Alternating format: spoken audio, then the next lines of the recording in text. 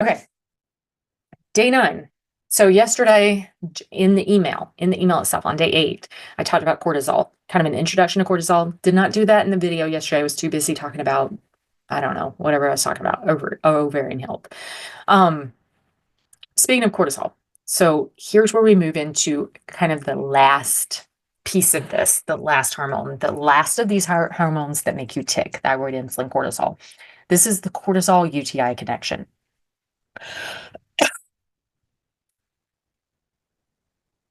Highly encourage you to look at this email because it has graphs of what healthy cortisol levels should look like throughout the day, and what dysregulated cortisol looks like throughout the day. So cortisol is one of these. Cortisol is a very dynamic hormone in that the levels are very dynamic and they follow a day-night rhythm, so a diurnal rhythm in our bodies. And what's so interesting is when you overlay cortisol on top of melatonin, it's almost an inverse graph because as melatonin goes up, cortisol goes down. As cortisol goes up, melatonin goes down. So if you take melatonin at night, you're messing with your cortisol levels.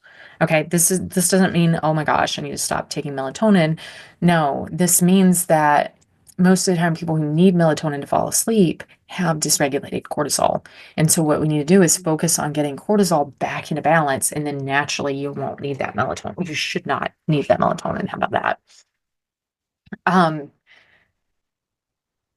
Cortisol should be highest about 30 minutes to an hour after you get up in the morning, assuming you get up around 6 a.m. And a little bit of this depends on what time the sun rises in your area. So if you're on the eastern side or the western side of your time zone, that might vary by about an hour.